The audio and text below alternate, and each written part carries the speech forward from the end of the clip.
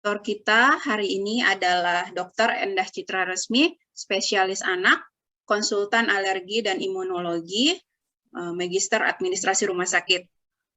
Lulus dari Universitas Indonesia dan Universitas Pajajaran. Beliau sekarang adalah pegiat di Yayasan Orang Tua Peduli, praktek di Rumah Sakit Harapan Kita dan di Markas Sehat. Kepada Dr. Endah, saya persilahkan. Terima kasih Mbak Novi sebagai MC. Kita mulai acara kita hari ini. Assalamualaikum warahmatullahi wabarakatuh. Selamat pagi para peserta webinar Yayasan Orang Tua Peduli hari ini. Hari Minggu yang kayaknya cerah ya. Hari Minggu yang cerah. Hari di mana seharusnya kita bisa beristirahat bersama keluarga, tapi kami mengucapkan apresiasi setinggi-tingginya untuk para peserta yang sudah meluangkan waktu untuk sama-sama belajar. Ya, baik, saya akan memperkenalkan pembicara kita hari ini, yaitu Dr. Windy Kresnawati, spesialis anak. Beliau adalah dokter spesialis anak dan dokter umumnya pendidikannya dilakukan di Universitas Indonesia. Beliau juga adalah penggiat Yayasan Orang Tua Peduli, pengasuh Mili Sehat. Mungkin Bapak Ibu yang sudah ikut Mili Sehat sering sekali melihat Dr. Windy sangat aktif di Mili tersebut. Dr. Windy juga bekerja di RSPAD Gatot Subroto Jakarta dan juga dokter di Klinik Utama Markas Sehat Jakarta. Baik, tanpa memperpanjang waktu, mungkin saya akan langsung memberi kesempatan kepada Dr. Windy untuk mempresentasikan materinya. Dr. Windy, waktu kita banyak, jadi boleh santai-santai. Saya tidak akan meng-cut ya. Silakan, terima kasih. Terima kasih Dr. Endah. Sebenarnya saya deg-degan sekali karena hari ini moderatornya senior saya dan ada juga Dr. Purnamawati, dosen saya, yang merupakan ahli saluran cerna ya, dan saya membawakan topik saluran cerna. Izinkan saya berbagi layar. Apakah layar saya sudah terlihat? Sudah. Ya, dan suara saya terdengar, dokter? Jelas, dok. Ya, baik. Kita sebenarnya sering sekali mendengar kata diare ya. Kalau kita membuat statistik kecil-kecilan di grup ini, di peserta Zoom, siapa sih yang tidak pernah diare ya? Hampir semuanya pernah diare. Tetapi kenapa angka kematian diare di Indonesia itu masih sangat tinggi? Di bagian angka kematian balita itu selalu menjadi juara ya, diare dan pneumonia. Dan mengapa meninggal? Padahal buang air besar adalah sesuatu yang alamiah. Semua orang pasti buang air besar ya secara sehat. Mari kita mengupas tentang apa itu diare, bagaimana bisa meninggal, dan bagaimana pencegahannya. Kita berharap setelah ikut materi ini, kita bisa membantu menurunkan angka kematian diare. Yang paling baik adalah mencegah angka diare. Tetapi jika diare, jangan sampai ke rumah sakit, jangan sampai diare dehidrasi berat, dan kalau diare jangan sampai menyumbang angka kematian. Diare didefinisikan sebagai buang air besar yang lebih sering dan lebih encer. Jadi ada dua kata kuncinya ya, lebih sering dan lebih encer dari normal. Apa yang disebut dengan BAB normal? Kita lihat pada bayi baru lahir contohnya ya. Dia kan hanya minum ASI atau susu ya, sehingga full makanannya adalah dalam bentuk cair. Tentu BAB-nya akan lebih lunak dan lebih sering. Pada BAB pada bayi baru lahirnya seperti ini, kita bilang bukan diare. Bagaimana kalau bayi itu diare, maka dia akan lebih sering lagi dan lebih encer lagi. Jadi bukan hanya lunak. Ini contoh chart ya, chart tinja. Kalau pada orang dewasa mungkin rata-rata tipe 4 seperti pisang. Tapi pada bayi bisa saja bentuknya bubur kental atau pasta atau seperti odol. Jadi kalau kita bilang dia diare, maka harus lebih encer dari normal. Sering sekali ibu-ibu baik itu di Mili Sehat ataupun bertanya di ruang praktek, warna coklat, warna tinja hijau, wah segala macam dianggap masalah. Nah ini saya buat tips ya, kalau ada darah hitam tar seperti aspal atau dempul sama sekali seperti semen, maka tinja ini tidak normal. Warna yang lain tidak perlu dipusingkan ya, ini terkait dengan warna feses. Karena kok masih banyak yang memikirkan perbedaan warna, padahal hijau, coklat muda, kuning, coklat tua ya bukan alarm pada warna tinja.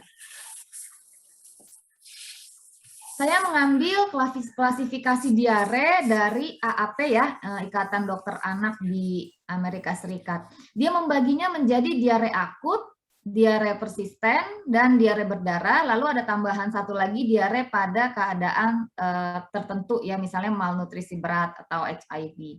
Nah, yang akan kita bicarakan pada pagi hari ini adalah diare akut, yaitu diare yang berlangsung kurang dari 14 hari. Jadi sebelum 14 hari dia sudah perbaikan dan dia sudah sembuh. Kita akan fokus di sini karena ini adalah penyebab utama kematian dan penyebab utama pada diare pada balita dan orang dewasa juga ya. Kenapa diare persisten kita tidak bahas? Satu, jarang. Dua, memerlukan ahli, memerlukan dokter bahkan sampai dokter subspesialis untuk mencari diagnosis pada diare yang lebih dari 14 hari. Sehingga porsinya bukan porsi untuk kita di rumah. Apa yang dimaksud dengan diare akut? Kalau menurut definisi dari AAP, diare akut merujuk kepada diare yang tidak berdarah. Jadi diare akut bisa berdarah bisa enggak, tapi pada definisi ini merujuk kepada acute watery diarrhea, yaitu yang tidak berdarah. Jadi kalau yang berdarah, AAP menggolongkan sendiri, yaitu bloody diarrhea. Ya. Nah, yang kita bicarakan tentu tidak berdarah. Penyebab utamanya adalah virus.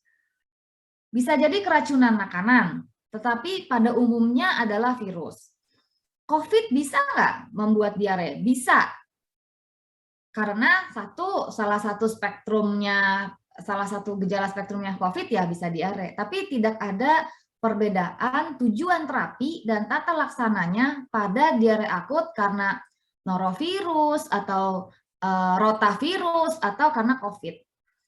Semua tujuan terapinya adalah untuk mencegah dehidrasi dan mencegah komplikasi. Kembali ke slide awal tadi. Kok meninggal? Nah, meninggal pada diare disebabkan karena kekurangan cairan dan karena komplikasi. Nah, kita lihat ya. Nah, gejala diare itu mual, muntah, diare, demam. Jadi, dok, kalau diare tanpa muntah sih saya nggak apa-apa. Tapi kalau ada muntahnya, saya ke rumah sakit. Nah, itu juga keliru ya, karena diare akut satu paket sama bisa mual, muntah, dan bisa demam. Namanya infeksi, wajar ada demamnya dan tinjanya tidak berdarah. Kalau mual muntah doang, nya masih bagus. Pada anak-anak balita, kita juga tetap memikirkan kemungkinan adanya infeksi saluran cerna karena virus ya. Bagaimana dengan muntah itu sendiri? Muntah definisinya adalah mengeluarkan saluran cerna dengan paksa ya dari lambung. Adanya dorongan, lalu ada tenaga dorongan untuk mengeluarkan isi lambung. Ini merupakan gejala, seperti diare juga merupakan gejala. Penyebabnya bermacam-macam.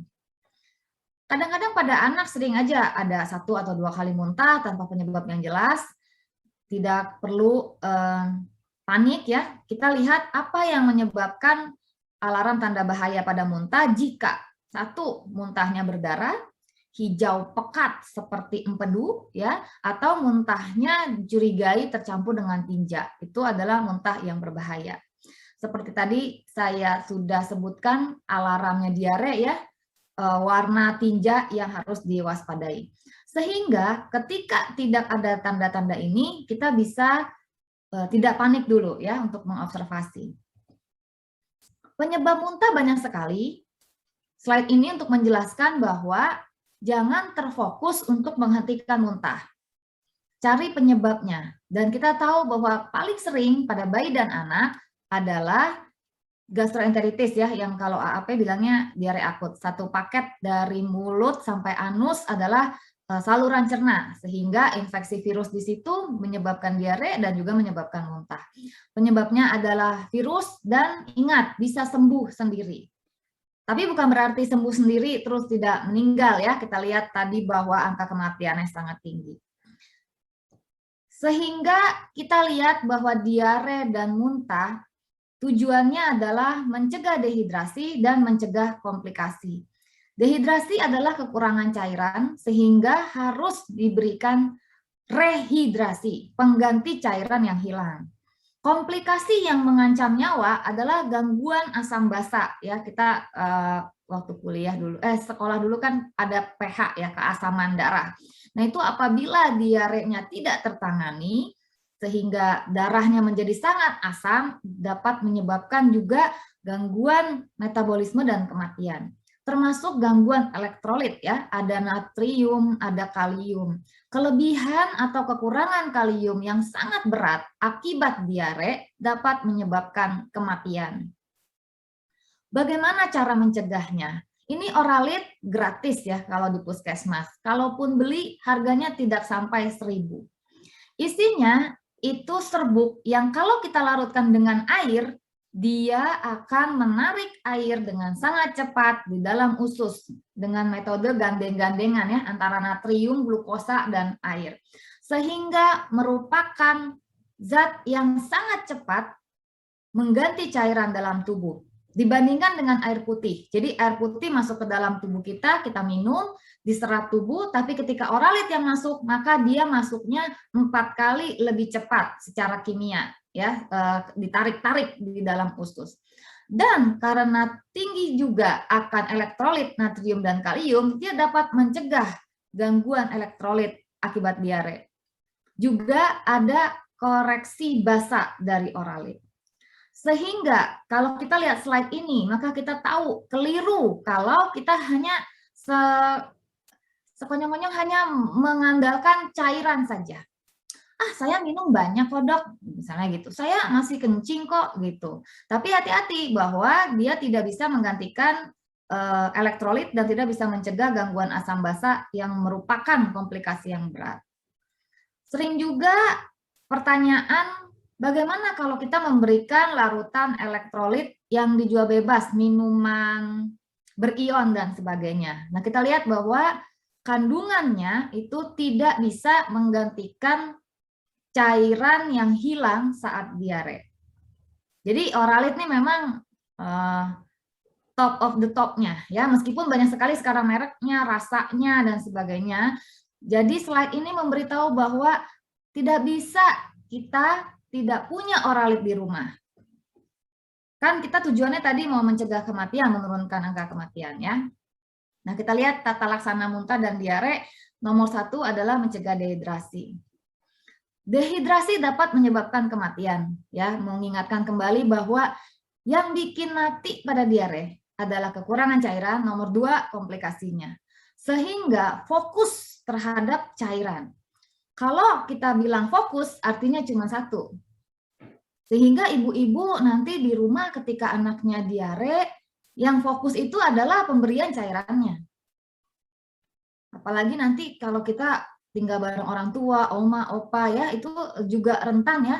Semakin muda usia dan semakin tua usia, kita juga rentan terhadap dehidrasi. Banyak organ kita yang terganggu lebih cepat apabila terjadi dehidrasi. Contohnya adalah ginjal. Ketika dehidrasi tidak tertangani, ginjal bisa mati sementara ya. Kalau diselamatkan cepat, maka ginjal bisa pulih. Tapi jika tidak, bukannya tidak pernah ada ya, ada kasus gagal ginjal akibat dehidrasi. Saya mau kasih lihat tata laksana yang dianjurkan dari WHO dan dari Kementerian Kesehatan itu apa sih? Sehingga nanti teman-teman bisa mengevaluasi di lapangan jika terjadi kelirumologi, paham alasannya ya. WHO, Kementerian Kesehatan membagi tanda dehidrasi menjadi 3 ya, dengan tanpa dehidrasi, ringan, sedang, ataupun berat. Semua panduan tata laksana diare berdasarkan derajat dehidrasinya. Jadi ada rencana A, rencana B, dan rencana C, yang biasanya kalau rencana B atau rencana C dipandu oleh tenaga medis. Nah, kita mau latihan hari ini supaya kita bisa menguasai rencana A ya, meskipun harus latihan berkali-kali ya, tidak hanya dalam 2 jam. Kalau kita melihat slide ini, maka kita paham panduan yang terbaik adalah cairan. Sehingga kalau ada saran atau ada postingan di sosmed dan sebagainya tentang anti diare yang macam-macam, kita tahu, wah ini mungkin keliru, saya harus fokus sama cairan. Bagaimana kalau di rumah? Di rumah harus lebih banyak, minum lebih banyak dan digantikan dengan CRO. Nanti kita akan belajar bagaimana memberikan cairan rehidrasi oral atau Oralit. Setiap BAB cair harus digantikan oleh cairan. Dibuat 2 panduan, apabila tidak tahu berat badannya bisa melakukan perkiraan 50-100 kalau untuk anak-anak batita, kemudian makin besar usianya, maka makin banyak volume Oralit yang harus diberikan saat BAB cair. Lalu bagaimana kalau dehidrasinya sedang berat? Biasanya dilakukannya di klinik atau di rumah sakit. Kalau tahu berat badan anaknya, diberikan Oralit 75 dikali berat badan yang harus dihabiskan dalam jangka waktu 4 jam. Jika tidak tahu, bisa menggunakan panduan di tabel ini. Sangat jarang ya ibu-ibu yang sebenarnya nggak tahu sama sekali berat badan anaknya. Apalagi kalau di bawah 1 tahun, itu 2 bulan sampai 3 bulan dia kan imunisasi dan melakukan penimbangan ya. Oleh karena itu, kita bisa lebih akurat jika menggunakan berat badan. Namun, panduan di seluruh Indonesia untuk seluruh anak-anak yang tidak terjangkau atau di daerah terpencil, tetap diare tidak boleh mati, seharusnya demikian. Nah, mengenai rencana A dan rencana B ini, pesannya adalah derajat dehidrasinya makin berat, cairan yang diperlukan makin banyak, tapi tidak ada tambahan obat-obatan sesuai dengan rekomendasi WHO ya. Misalnya, oh kalau dehidrasinya berat berarti harus disuntik obat A misalnya, atau diberikan obat B. Ya, tidak ya. Jadi fokus terhadap 1 cairan, 2 jumlahnya. Berapa jumlah yang harus saya berikan? Nah, ini yang saya janjikan tadi. Kita harus membuat Oralit, takarannya selalu sama. 1 saset atau 1 bungkus itu harus dilarutkan dengan 1 gelas. Rata-rata 200 ml. Di rumah sih nggak usah lah gelas kita diukur-ukur gitu ya, pakai gelas ukur seperti di laboratorium, nggak usah. Pokoknya kira-kira ya 1 saset ya 1 gelas. Berapapun jumlah yang dibutuhkan, bikinnya harus seperti ini. Misalnya kalau dibutuhkannya 50 mili, tetap bikinnya 200. 150 milinya disimpan untuk BAB selanjutnya. Oralit yang sudah dilarutkan dapat disimpan 24 jam. Nah, ini contoh kalau berat badan diketahui. Saya lebih senang menggunakan berat badan ya. Kalau berat badannya 10 kilo, setiap BAB cair 100. Tapi tetap bikinnya 200. Ya, diberikan setengah gelas. Kalau 8 kilo, sekitar 80 mili. Tidak ada takaran. Pakai aja misalnya kalau ada anak yang menggunakan botol susu, bisa menggunakan botol susu. Sekarang kan zamannya ASI perah ya. Ibu-ibu lebih banyak yang bekerja dibanding ibu rumah tangga. Jadi tentunya banyak yang punya botol. Ini kalau kita tidak tahu berapa berat badan anaknya. Jadi hanya perkiraan saja. Kalau BAB-nya sudah tidak cair, maka Oralit sudah tidak diberikan. Kita lihat bahwa nanti keencerannya berubah seiring dengan waktu karena diare akut sembuh sendiri. Jadi kalau BAB cairnya 10 kali, berapa kali Oralit harus diberikan? 10 kali. Nah, karena pernah ada pasien saya bilang, "Dok, saya udah kasih Oralit sehari 3 kali, tapi nggak sembuh. Malah anak saya dehidrasi." Padahal BAB-nya lebih dari 10 kali. Jadi terus kita berikan sesuai dengan jumlah BAB cair. Tapi pemberian Oralit tidak mudah karena rasanya tidak begitu enak. Anak-anak jarang yang doyan dan sering anak-anak habis dikasih Oralit malah jadi muntah. Ibunya malah jadi panik. Waduh dok, diarenya belum tertangani, cairannya belum kembali, tapi udah keluar lagi dari atas dan dari bawah. Tipsnya kita dapat memberikan Oralit dalam berbagai bentuk yang anak suka. Kalau anak saya paling suka es batu yang es cube ya, tapi saya cari es cube-nya tuh yang kecil-kecil, yang bisa langsung hap gitu ya, langsung diisep-isep. Itu biasanya lebih mudah. Yang kedua ada juga rasa-rasa CRO yang beraneka ragam dengan berbagai merek. Tapi kalau saya tanya-tanya di lapangan, itu biasanya anak-anak kadang lebih suka yang plain, yaitu Oralit yang generik. Karena rasanya jadi aneh, rasa bubble gum, rasa strawberry, tapi ada juga anak-anak yang suka, terserah. Nah, salah satu kerugian CRO yang cair ya, bukan saset, itu kan 24 jam harus dibuang. Jadi kalau kita beli 1 liter, ternyata perlunya setengah liter dalam 24 jam itu akan dibuang ya. Dan tentu harganya akan lebih mahal. Bisa aja kita buat jelly, puding, dan sebagainya. Kadang-kadang buah ya kecil-kecil kita cemplungin jadi sop buah, tapi airnya tuh adalah Oralit. Berbagai macam deh, tapi yang paling mudah tuh sebenarnya jadi popsicle.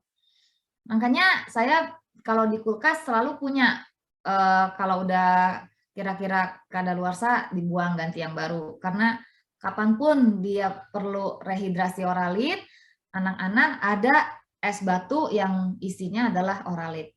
Kalau muntah, tunda 10 menit, 5-10 menit bisa ditunda, lalu diberikan tetapi sedikit-sedikit. Contoh kayak tadi ya, kita perlu misalnya 80 mili. 80 mili kita bisa bagi dalam 2 sendok. Jadi misalkan 4 kali disendokin. Ya, sendok makan atau sendok teh yang bisa diminum anak. Kalau 1-2 sendok nggak akan merangsang mual. Tapi kalau anaknya langsung glek-glek minum, maka bisa aja merangsang mual kembali dan akhirnya dimuntahkan kembali. Jadi tipsnya kalau muntah adalah 1, tunda dulu setelah muntah, diberikannya sedikit tapi sering. Nah, ini akan membuat ibu-ibu fokus terhadap pemberian cairan karena tiap 5 menit nyendokin, 3-2 menit sendokin sedikit-sedikit ya. Sehingga fokusnya terhadap cairan gitu. Ibu-ibu kalau diberikan PR obat-obat lain yang tidak rasional, maka akan habis fokusnya. Ini contoh pemberian Oralit. Kalau anaknya berusia 4 tahun, beratnya 15 kilo, dan dia diare, dan kalau dikasih minum ya, dia muntah. Kira-kira setiap diare cair berapa yang harus diberikan? Dikali 10 berat badannya ya. Berarti 150. Bikinnya tetap 200. Bikin Oralit 1 saset dengan 1 gelas, kita berikan kira-kira 3/4 gelas ya. Jadi setengah ditambah lagi 1/4, kira-kira 150. Nah, kalau dia muntah, kita tunggu dulu ya. Oh ya udah muntah dulu, deong-deong dulu. Lalu diberikan pakai sendok. Seringnya ketika dia sedikit dehidrasi, dia akan menunjukkan rasa kehausan dan dia pengen minum banyak banget gitu. Nangis dia pengen minum banyak. Tunggu aja sampai 5 menit, lalu kita berikan sedikit-sedikit dengan sendok. Dan ini terus diberikan sampai target cairan yang harus masuk ke dalam badannya terpenuhi. Kalau kita berikan tiap 5 menit 3-4 sendok, maka sebelum setengah jam udah habis 150. Dan ini bisa mengejar untuk mencegah dehidrasi. Nah, contoh kalau lansia, nyeri perut, kemudian mual, tidak nafsu makan, dan perutnya kembung. Seringnya kita kadang tidak rasional terhadap orang tua. Dianggapnya kalau anak kecil takut kenapa-napa kalau dikasih obat. Tapi ketika orang tua kok malah banyak yang tidak rasional juga, memberikan daun jambu, teh yang rasanya pahit, dan sebagainya. Tapi rumah yang di Bogor. Nah, perut ibu terasa kembung. Nah, hati-hati, pada diare, perut terasa kembung dan begah bisa disebabkan karena juga gangguan elektrolit. Oleh karena itu, digantinya dengan cairan berelektrolit, yaitu oralit. Gimana kalau cairan ion yang dijual bebas di supermarket? Tidak bisa menggantikan. Jadi dia tidak bisa memperbaiki gangguan elektrolit pada diare karena sangat rendah kandungan elektrolitnya ya. Itu setara dengan keringat biasanya. Tapi yang setara dengan diare adalah oralit. Jadi ibu harus diberikan oralit. Ayo Bu, minum sedikit-sedikit. Tapi aku nggak mau makan. Nah, nggak apa-apa, nanti setelah 3 jam, 4 jam bisa dimulai untuk pemberian makanan. Nyeri perut juga karena mules ya. Nah, kalau ibu udah 5 kali, tapi nggak ada darah ya, jadi ini termasuk diare akut. Berapa sih yang harus diberikan? 1 kali diare untuk orang dewasa 1 sampai 2 gelas. Ini bervariasi dari banyaknya diare dan berat badan ya. Ada orang dewasa yang kurus dan juga ada orang dewasa yang sedikit gemuk. Jumlah oralit yang harus diminum oleh ibu 5 sampai 10 gelas. Ayo Bu, minum ya. Nanti sekitar 3-4 jam kita lihat evaluasi. Apakah sudah pipis? Apakah lebih segar? Apakah perut kembungnya lebih perbaikan? Justru jangan puasa ya, jangan puasa. Mual sangat wajar ya, karena pada diare akut, saya bilang tadi, saluran cerna adalah satu kesatuan dari mulut sampai anus, sehingga mual dan diare ya satu paket. Itu tentang pencegahan dehidrasi ya, nanti kita akan latihan kuis. Semoga setelah ini bisa ngajarin orang lain gitu, bagaimana memberikan cairan. Karena cairan itu satu, jenisnya harus benar, oralit. Ya, yang kedua, jumlahnya harus cukup. Lalu tugas kedua adalah memantau dehidrasi. Jangan sampai nggak dehidrasi dibawa ke rumah sakit. Sebelum pandemi pun sebenarnya rumah sakit bukan tempat jalan-jalan ya, apalagi setelah pandemi kita lebih takut memaparkan diri terhadap fasilitas kesehatan. Jadi kita kenali tanda dehidrasi. Yang kedua, jangan sampai sudah dehidrasi terlambat datang dan akhirnya menyumbang angka kematian pada balita. Ini sebagai gambaran ada derajat ringan, sedang, dan berat. Yang kita lihat adalah keadaan umum, kemudian air matanya cekung atau tidak. Yang dilihat ini adalah kelopak mata di bagian atas ya. Respon atau tidak diberikan minum, lalu kita bisa lihat cubitan kulit, dan kita bisa lihat produksi urin ya. Saya akan mencoba sharing dari ini saya ambil dari WHO, mereka mengadakan pelatihan MTBS ya, untuk pelatihan MTBS dari WHO. Anak ini kita lihat ya, sekilas aja kita lihat tidak tampak sakit. Kalaupun anak ini diare, kita bilangnya tidak tampak sakit ringan. Kita lihat kelopak mata yang atasnya itu berisi ya, mata anak ini tidak cekung. Kita lihat foto anak yang di tengah dan di sebelah kanan dan di sebelah kanan bawah, terlihat matanya cekung. Pertanyaannya, ada ibu-ibu bilang, Dok, anak saya mah dari lahir matanya modelnya begini. Ada kan yang matanya, maksudnya secara genetik tampak cekung. Tapi ingat, kita ingat ini. Penilaian derajat dehidrasi dilihat dari beberapa gejala. Jadi nggak cuma satu gejala, lalu heboh.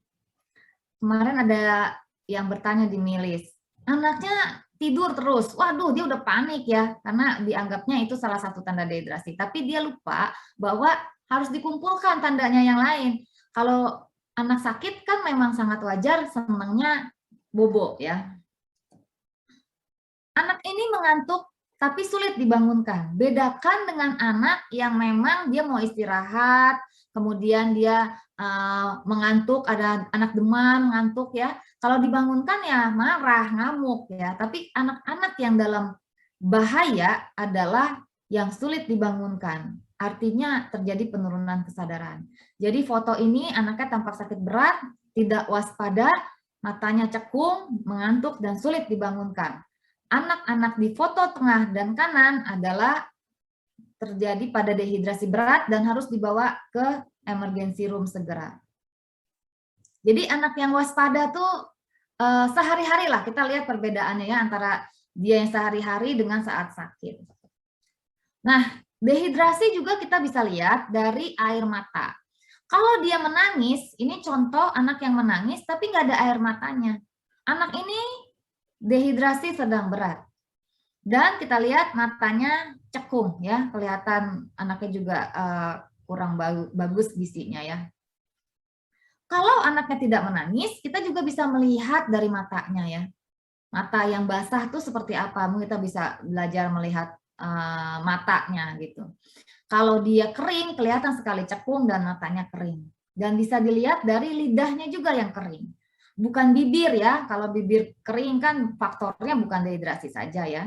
Jadi kita bisa lihat dari tanda yang kedua adalah air mata kering pada saat menangis. Selanjutnya adalah tanda kehausan. Saya videonya apakah terlihat videonya? Anak ini terjadi tanda bahaya. Yang pertama ya, saya mau lihat. Nah, ini adalah anak yang dehidrasi berat, penurunan kesadaran, dia tidak mampu minum. Jadi saya ingin sekali ibu-ibu bisa membedakan tidak mau sama tidak mampu. Kebanyakan anak-anak yang tidak dehidrasi, kalau dia tidak mau oralit, dia mau minum yang lain. Dia mau minum susu misalnya ASI, atau dia mau jelly, dia mau puding, tapi dia tidak mau oralit karena mungkin rasanya tidak enak. Anak itu tidak bahaya. Dia tidak mau, tapi tidak mampu, dia tidak mampu. Yang ini ya, yang saya ulangin ya, ini tidak mampu. Diberikan sendok pun lihat, dia tidak mampu. Yang ini kehausan, ini dehidrasi. Kalau di stop, dia marah, dia pengen minum terus. Nah, tapi ini perlu kita lihat ya bahwa kok nggak disuruh minum langsung sih? Tadi yang saya bilang ya, pada anak-anaknya muntah-muntah, kita bisa menyelamatkannya dengan pemberian yang sedikit tapi sering dengan sendok. Sebentar ya nak, karena kalau kamu minumnya glek-glek-glek langsung 200, muntah lagi. Jadi sedikit-sedikit sampai targetnya tercapai ya. Ini dia diberikan nih sesendok, kemudian sebentar, sesendok, kemudian sebentar ya. Kadang-kadang dalam 5 menit sudah lumayan banyak yang bisa diminum ya. Dan ingat bahwa oralit itu sangat cepat sekali diserap. Jadi kalau kita minum oralit 1 gelas dengan kita minum air putih 1 gelas, itu rasanya akan lebih kembung gitu ya. Kalau minum kebanyakan tuh kembung, tapi kalau oralit pada pasien diare jarang sekali menyebabkan kembung karena sangat cepat diserap. Yang kedua, dia ada elektrolit yang di dalamnya mengkoreksi gangguan elektrolit.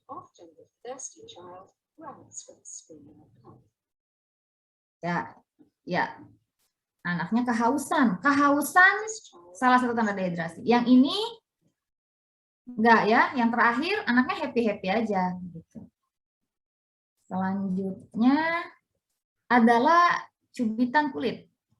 Cubitan kulit dilakukan biasanya di bagian perut ya. Kita lihat seperti gambar yang di sebelah kiri, anaknya sedikit berbaring miring, kemudian dicubit selama 1 detik, 100 lepas. Kita akan melihat ada 3 golongan ya. Segera, tanpa ada hitungan detik, segera kembali. Itu normal. Yang kedua, kembalinya lambat, tapi di bawah 2 detik. Yang paling berat, kembalinya lebih dari 2 detik. Hati-hati, pada anak obesitas sangat sulit mengevaluasi turgor karena memang lemaknya sangat, kalau obesitas kan proporsi lemaknya sangat tinggi dalam tubuh. Kalau kita cubit, ya rasanya gempol karena isinya di bawah kulitnya adalah lemak. Termasuk juga gizi buruk, di mana lapisan lemak pada kulitnya sangat sedikit, bahkan mungkin tidak ada, sehingga kesannya turgornya rendah. Bagaimana dengan lansia? Lansia biasanya di bawah lapisan kulit ada yang namanya lapisan subkutan dan dermis itu ya, itu kolagennya mungkin juga sedikit keriput ya, sehingga ketika kita cubit kita sulit menentukan turgornya seperti apa. Nah, ini saya mau kasih lihat contoh turgor ya. Satu, nah balik ya, langsung cepat sekali. Jadi tidak ada waktu. Langsung balik. Ini yang normal.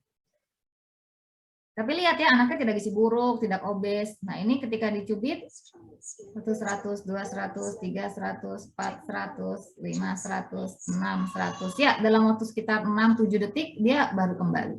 Anak ini ya, sebentar kita lihat lagi ya. Yang ini dehidrasinya lebih berat, sangat berat ya, lebih dari 2 detik. Kemudian kita lihat yang ini nah, enggak langsung ya, ada waktu jeda mungkin sekitar 1 detik. Nah, ini juga termasuk dehidrasi. Baik. Nah, yang paling objektif lagi adalah kencing, baik anak obes maupun anak kurang gizi. Urin adalah salah satu tanda objektif yang paling bisa kita pegang untuk tanda dehidrasi. Pada anak yang pakai popok misalnya, setiap 4-6 jam harusnya popoknya basah. Jadi kalau 8 jam tidak ada buang air kecil, hati-hati. Kita evaluasi lagi, keluar loss dari diarenya berapa kali, berapa minum yang dia sudah gantikan untuk rehidrasi, kemudian lihat tanda-tanda dehidrasi lainnya. Ingat, sebelum dia tidak BAK, urin tuh pekat dulu. Kalau urin warnanya bening, berarti cairannya cukup. Kuning terang gitu cukup. Tapi makin lama, makin kuning pekat, sedikit, kemudian berhenti. Ya, kita bisa mendeteksi kekurangan cairan ketika warna urinnya pun sudah lebih pekat dan jumlahnya sudah sedikit. Jadi jangan bilang, tapi popoknya masih basah dok, masih kencing kok. Nah, masih kencing saja bukan petanda baik. Evaluasi jumlahnya, yang kedua warnanya. Kadang-kadang bercampur dengan tinja, saking banyaknya diare dan encernya diare, sehingga kita bingung mana sih BAK, mana BAB. Tapi kalau di popok kelihatan kok depan sama belakang. Yang kedua, kalau saya meskipun repot, lebih suka nggak pakai popok. Kita bisa benar-benar langsung waspada ketika dia pipis. Ya, kalau di popok kan kecampur ya. Hati-hati, tidak bisa berlaku pada pasien dengan gagal ginjal, diabetes yang tidak terkontrol. Karena diabetes yang tidak terkontrol, gula darahnya tinggi dan menyebabkan air kencingnya banyak. Pasien diabetes yang gula darahnya tinggi, hati-hati ya, ini untuk oma opa dan orang tua kita di rumah. Ketika gula darah kita tinggi, kita akan pipis. Dan kita akan jatuh ke dalam dehidrasi dengan pipis yang banyak. Ini sangat berbahaya ketika kita berpikir bahwa BAK yang banyak artinya tidak dehidrasi. Tapi pada anak-anak kalau BAK-nya banyak, aman ya. Dia tidak gagal ginjal, dia tidak diabetes. Kalau BAK-nya banyak, kita bilang urinnya banyak, berarti aman dong, tidak dehidrasi. Hati-hati bahwa anak-anak banyak yang minum multivitamin ya. Nah, rasionalnya multivitamin bisa lihat di IG-nya Milesiope. Itu bisa membuat urin berwarna pekat, terus ibunya panik, padahal tidak dehidrasi.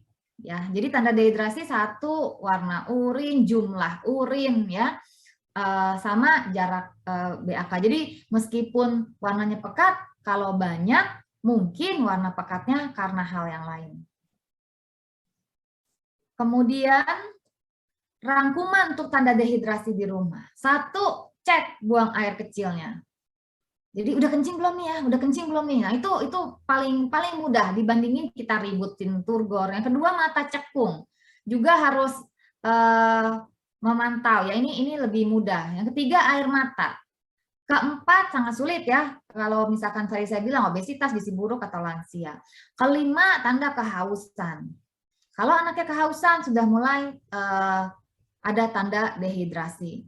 Di rumah sakit, dokter menggunakan berbagai macam parameter seperti tanda vital anak, ya, kemudian berat jenis urin dan sebagainya, berat badan sebelum sakit dan penurunannya setelah sakit. Tapi di rumah wajib tahu hal ini, ya. Kapan kita ke dokter? Yang tadi saya bilang, tinja warna hitam atau ada darahnya berlangsung diarenya lebih dari 2 minggu. Artinya bukan diare akut karena lebih dari 2 minggu. Kadang-kadang ibu-ibu bilang, belum sembuh, tapi sudah perbaikan. Ketika belum sembuh tapi sudah perbaikan, berarti bukan persisten diare. Contoh begini, 3 hari pertama demam, mual muntah, diarenya encer banget, 10-15 kali ganti popok sehari. Tetapi di minggu kedua, ya, sudah masuk hari ke-8, hari ke-9, masih BAB 2-3 kali, tapi sudah mulai ada ampasnya. Belum normal sih, masih lebih cair, anaknya juga masih ada muntah 1-2 kali. Saya tanya, Bu, hari pertama sampai hari sekarang, beda nggak? Nah, kalau dia bilang, beda dok, udah ada ampasnya sih, tapi kok belum normal ya? Nah, itu artinya dalam fase perbaikan, ya, artinya bukan lebih dari 2 minggu. Yang lebih dari 2 minggu adalah persisten, persis tuh bahasa Inggrisnya. Jadi dia terus-menerus dengan keluhan yang sama. Nah, ini bisa karena alergi, karena autoimun, ya, ada gangguan usus misalnya, ada infeksi lain yang kronik. Atau muntah yang sering sehingga kalau kita hitung dari oralit yang tadi nggak masuk nih gitu. Anak saya udah diarenya 10 kali, muntahnya juga 10 kali. Kalau saya hitung pakai yang kemarin webinar diajarin, nggak masuk nih jumlah cairan yang harusnya digantikan, ya. Kemudian saya ada tanda-tanda dehidrasi, nah itu harus ke dokter. Muntah hijau, menyemprot, tadi sudah dijelaskan juga di slide awal. Nyeri perut hebat ini sangat mengganggu. Bedakan dengan mules yang tadi, ya. Semua anak diare pasti akan nggak nyaman perutnya. Tapi dia akan lebih mudah dinyamankan. Misalnya perut sakit nih mah, kemudian kita eyong-eyong, diusap-usap, dikompres anget perutnya, dia nyaman. Dibacain buku cerita, dia nyaman. Itu bukan nyeri perut hebat. Nyeri perut hebat apabila tidak bisa diredakan dengan non-farmakologi, apalagi dikasih obat paracetamol, misalnya untuk analgesik juga tidak ada perbaikan. Hati-hati misalnya terjadi usus buntu dan sebagainya. Demam tinggi sekali menyertai diare, harus minta pendapat dokter, ini anak saya infeksi berat atau enggak, ya, kita bilangnya sepsis. Tapi bukan semata-mata gara-gara suhu di kotak merah ini, semua langsung terbondong-bondong ke IGD, ya.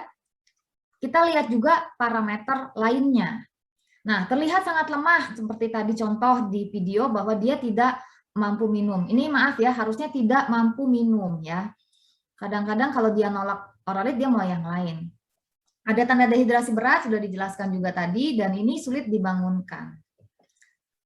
Akan dirawat inap kalau dehidrasi berat karena wajib menggunakan infus, apalagi sampai mengganggu hemodinamik, ya, shock, ya. Dan muntah terus-menerus, kesadaran menurun, ini hal-hal yang kelihatannya sangat-sangat berat, ya. Tapi setelah ikut webinar ini, semoga ini tidak terjadi sama kita, keluarga, anak, orang tua. Karena sebelum terjadi dehidrasi, kita sudah mencegahnya dengan pemberian cairan yang jenisnya tepat, jumlahnya tepat. Perlu puasa nggak? Atau pantang ini, pantang itu? Saya bilang, ya, anak-anak lagi diare muntaber, diare akut, dia memang umumnya nggak nafsu makan. Jadi apapun yang dia mau, kasih aja. Ya, nggak perlu melakukan banyak, ini nggak boleh, itu nggak boleh. Dia mau makan aja udah kita udah hore gitu, ya. Lanjutkan seperti biasa, jarak 3-4 jam kita tawarkan makan untuk mencegah kekurangan gizi akibat diare. Tidak perlu ganti susu. Ibu-ibu tuh heboh. Saya pernah dikasih tahu pasien ada susu untuk diare, kan saya aneh. Saya bilang, susu apa sih Bu? Itu loh dok yang rendah laktosa. Padahal lactose intolerance bukan salah satu penyebab diare akut. Biasanya diarenya berlangsung dengan sangat lama dan pada penelitian yang sangat luas di seluruh dunia tidak ada bukti kalau susu diganti diarenya lebih baik. Ya, lanjutkan aja, apalagi kalau masih ASI. Ya, ASI itu menyelamatkan nyawa sekali pada anak diare ya. Dan tidak perlu mengubah cara pemberian susu pada anak. Bagaimana dengan zinc? Badan Kesehatan Dunia WHO dan UNICEF juga ya, badannya PBB, menganjurkan pemberian zinc 10-20 mg selama 10-14 hari. Pada siapa penelitiannya itu dinilai bermakna? Negara berkembang. Saya tulis low middle income countries karena ini terminologi umum. Indonesia termasuk ternyata. Meskipun kadang ada beberapa pasien saya yang nggak terlalu cocok nih sama low middle income countries, ya nggak? Sekolahnya di international school, mobilnya yang nganterin Alphard, apakah dia cocok? Nah, kita harus evaluasi juga individual. Tapi sementara ini Kementerian Kesehatan dan IDAI menggunakan anjuran WHO untuk negara berkembang memberikan zinc dengan dosis sekian selama 10-14 hari pada diare akut. Penelitiannya menunjukkan sangat baik diberikan pada anak-anak malnutrisi dan ancaman defisiensi zinc, misalnya sehari-hari intake-nya juga sangat buruk. Tetapi kalau kita lihat guideline-nya Amerika, Perancis atau Australia, mereka tidak punya guideline zinc. Ya, untuk bayi di bawah 6 bulan, gizinya baik, negara maju, biasanya tidak dianjurkan. Kalau sekarang COVID ini lagi semerbak dan heboh ya, zinc ini, boleh nggak sih kita minum terus-menerus? Pada penelitian yang sama disebutkan, penelitiannya ini 31 penelitian ya dengan 10.000 orang ya di Cochrane. Itu disebutkan terlalu lama memberikan zinc dapat menghambat penyerapan mineral lain, misalnya kalsium dan besi. Yang kedua, pada pemberian zinc sulfat, efek sampingnya adalah mual dan muntah. Ya. Jadi kalau ditanya, Bu, mending fokus sama Oralit sama obat yang lain? Jawabannya Oralit. Ya. Boleh diberikan, tapi fokusnya tetap ke Oralit. Bagaimana dengan probiotik? Sering sekali saya dapat pasien, saya udah beli ini dok, gitu. Isinya probiotik. Padahal juga tidak murah ya. Penelitiannya ini dari 82 penelitian 12.000, berarti ini besar sekali penelitiannya ya, dan ini terbaru nih 2020. Tidak ada pengaruhnya pada diare akut, tidak lebih cepat sembuhnya, juga tidak mengurangi angka ke rumah sakit. Ayo, yang masih nyetok ini di rumah evaluasi ulang, tapi yang di rumahnya sekarang tidak punya Oralit, setelah webinar harus nyetok Oralit. Wajib ya. Perlu nggak sih kita stop dengan anti diare dan anti muntah? Lebih banyak efek sampingnya daripada keuntungannya. Jadi tidak ada guideline ataupun rekomendasi baik nasional maupun internasional yang bilang bahwa diberikan anti diare atau anti muntah. Kemudian bagaimana dengan antibiotik? Kalau kita bicara tentang diare akut, yang slide pertama saya menyebutkan dibagi menjadi berdasarkan AAP ya, dibagi menjadi diare akut, diare persisten, dan bloody diarrhea, maka merujuk kepada diare akut tidak diperlukan antibiotik. Pemberian antibiotik dipertimbangkan pada diare berdarah, kolera ya, bersyukur bahwa kolera sekarang sudah hampir punah juga ya. Dan infeksinya mungkin tidak berasal dari saluran cerna. Antiprotozoa seperti untuk amuba juga harus terbukti di laboratorium. Jangan lupa, antibiotik salah satu efek sampingnya adalah diare. Nah, kita udah ngomongin diare, cegah dehidrasi, mengenal tanda dehidrasi, Oralit, tapi tetap kita nggak mau diare kan? Nah, yang pertama untuk bayi di bawah 6 bulan bisa diberikan imunisasi rotavirus. Belum jadi program pemerintah, tapi ya nabung. Belum jadi program pemerintah bukan berarti tidak penting. Dan penularan diare adalah dari makanan, sehingga kebersihan makanan juga nomor 1 ya. Harusnya sih di kota besar sangat mudah lah air bersih ya. Kalau saya dulu pernah bertugas di tempat yang tidak ada air, jadi saya tunggu air hujan. Saya pernah udah ngumpulin berdram-dram air hujan ya untuk saya makan, mandi, memasak, dimasukin tikus. Nah ya sudah, itu nasib saya tuh, harus pergi ke hutan cari sumber air. Cuci tangan jangan lupa, dan seharusnya cuci tangan bukan sesuatu yang aneh lagi sejak pandemi ya. Dan bijak antibiotik, karena ingat, semakin sering minum antibiotik kita akan semakin sakit, dan salah satu efek sampingnya adalah diare. 3 hal yang harus diketahui kalau diare harus apa? Cari penyebabnya. Pada anak, dewasa, akut biasanya virus. 2, cegah dehidrasi dan kenali tanda dehidrasi. Semuanya sudah saya urai, semoga bisa mendapat sesuatu. Kita ke kuis, mungkin bisa dibantu, ada yang bisa membantu saya untuk polling kuis. Anaknya usia 7 bulan. BAB-nya cair ya, encer seperti air keran. Udah 6 kali, kira-kira berapa sih yang harus diberikan setiap mencret? Ya. Semuanya jawab 70, artinya berhasil saya ya. Karena mudah, tinggal sudah tutup ya, kita tutup ya. Karena saya sudah mengarahkan ke jawabannya. Betul sekali 70. Jadi dikali 10. Kadang-kadang kita kan nggak tahu ya berat badan anak saya berapa. Terakhir sih nimbang bulan lalu. Ya nggak apa-apa, kita bisa pakai patokan itu ya, pakai patokan itu. Seandainya tidak tahu, kita bisa pakai patokan usia 50 sampai 100. Kalau pakai patokan usia, jawabannya tetap A ya. Kan 50 sampai 100. Saya lebih senang pakai berat badan lah. Maksud sih ibu nggak nimbang berat badannya minimal 2 bulan sampai 3 bulan kan ke posyandu atau puskesmas atau klinik ya. Oke.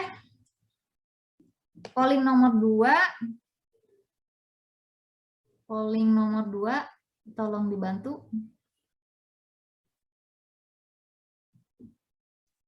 Polling nomor 2. Apakah bisa? Maaf, host. Ya, polling nomor 2. Sama nih anak yang tadi. Kalau sudah 6 kali, kira-kira total yang harus masuk berapa ya?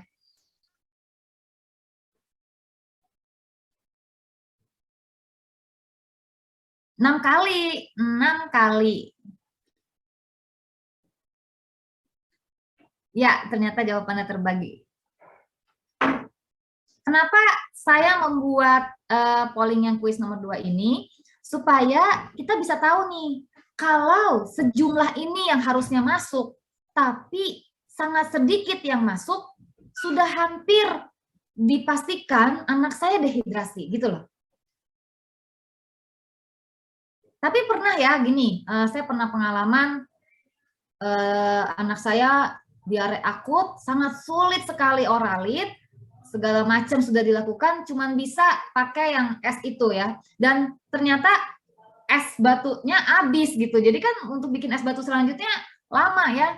Kebetulan saya masih punya ASI perah 1 kulkas. Minum ASI perah. Nah, ASI perah itu saya tetap masukkan ke dalam perhitungan cairan. Jadi kalau 7 bulan, 7 kilo kan berarti 1 kalinya 70 ya. 70 dikali 6 sekitar 400. Jadi yang mendekati jawabannya B. Tapi yang lain juga boleh-boleh aja ya. Tapi kalau yang 150-200 terlalu sedikit. Selanjutnya polling ketiga. 9 bulan. Nah, 9 bulan ini mestinya masih ASI. Diarenya cair tanpa darah. Udah sehari nih. Aduh, makanan apapun nggak mau. Dia hanya mau minum susu. Kira-kira Gimana? Perlu diganti nggak susunya? Apa? Ah, nggak mau minum, nggak mau makan, bawa aja ke rumah sakit.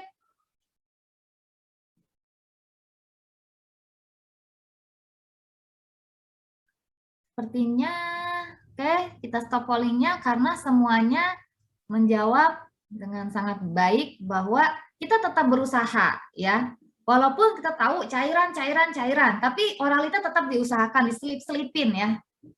Sampai waktu itu saya sempat setel YouTube, terus kasih oralit yang sedikit beku itu ya, nggak sampai beku banget, terus disuapin untuk mendapatkan total cairan yang dibutuhkan. Kalau mau susu ya diberikan kalau dia mau, ya kan? Sepertinya saya masih punya satu pertanyaan lagi, silakan.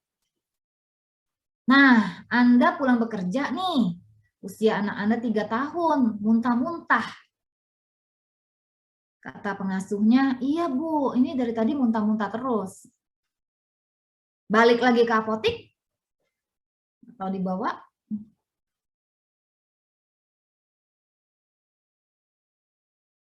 Ya, masih ada yang menjawab. Baik, saya tutup pollingnya, masih ada satu yang menjawab beli obat anti muntah, 2 ya. Berarti slide yang anti muntah harus saya ulang ya. Muntah adalah alarm sehingga jangan diberikan anti muntah ya, dicari penyebabnya. Jadi yang benar adalah memberikan minum sedikit tapi sering ya. Tadi saya udah kasih contohnya, kita mau kasihnya 200 cc, tapi kalau disendokin sedikit-sedikit lama-lama akan habis juga, tapi tidak merangsang muntah. Ini juga berlaku pada orang dewasa ya, kalau kita lagi mual muntah, sedikit-sedikit aja pakai sedotan minumnya gitu. Dan paling sering terjadi pada lansia ya, karena kan banyak komorbidnya, kemudian nggak nafsu ini, nggak nafsu itu, rasanya hambar ya. Jadi ya udah Oma, ayo disedot aja pakai sedotan, misalkan oralitnya seteguk, oke nanti yuk seteguk lagi yuk, lama-lama habis loh. Jadi yang betul adalah memberikan minum sedikit tapi sering ya, karena di soal ini tidak ditemukan tidak ada dehidrasi atau enggak, jadi masih di rumah. Yang terakhir ini Anda merawat anak Anda beratnya 12 kilo, ada diare muntah, setiap makan dan minum muntah terus, jadi nggak ada yang masuk. Dan sudah lebih dari 10 kali. Nah, kira-kira kalau udah lebih dari 10 kali, berapa oralit yang harus kita kasih? Sedangkan dia hanya minum 1 gelas, dan itu pun dimuntahkan. Anaknya lemas, cenderung tidur. Silakan. Tetap di rumah, A, B dibawa ke RS, C ibunya ke apotik.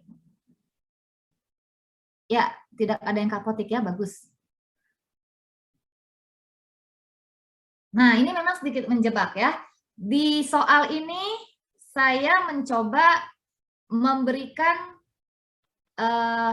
pesan tersirat bahwa jumlah oralitnya tidak cukup. Kalau dia 12 kilo, setidaknya 100 lah, 120 kalau dia diare. Diarenya udah 10 kali, setidaknya dia minum 1 liter, 4 gelas lah. 4 saset oralit harus dia minum. Tapi kenyataannya boro-boro 4 saset oralit ya. Satu saset aja, 1 gelas, itu dia udah berhasil minum, dia muntahkan lagi. Dan anaknya cenderung tidur ya, dan sudah ada clue, ada tanda dehidrasi, oleh karena itu terus diberikan oralit tapi dibawa ke rumah sakit karena ada kemungkinan mendapatkan infus ya. Jadi kalau kita sudah mendapatkan tanda-tanda dehidrasi, tetap diberikan oralitnya karena waktu itu saya pernah ya, wah ini dehidrasi nih, saya waktu bekerja di puskesmas ya, dia perlu infus, kebetulan waktu itu kepulauan, dan kalau dia mau diinfus di puskesmas yang bisa merawat ya, puskesmas saya itu yang tempatnya sangat-sangat terpencil, sehingga juga bukan puskesmas perawatan, tapi saya selama perjalanan ya, kita pakai perahu, itu sedikit-sedikit terus kita kasih oralit. Sampai puskesmas perawatan ternyata udah nggak dehidrasi gitu. Jadi tetap diberikan oralit sambil kita mencari fasilitas kesehatan yang bisa menangani dehidrasi sedang berat.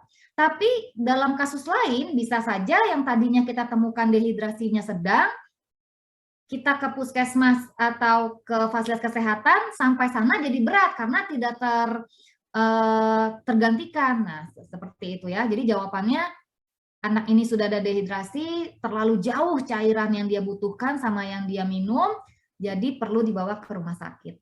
Mungkin demikian, saya akan lanjutkan mungkin hanya 1 slide lagi.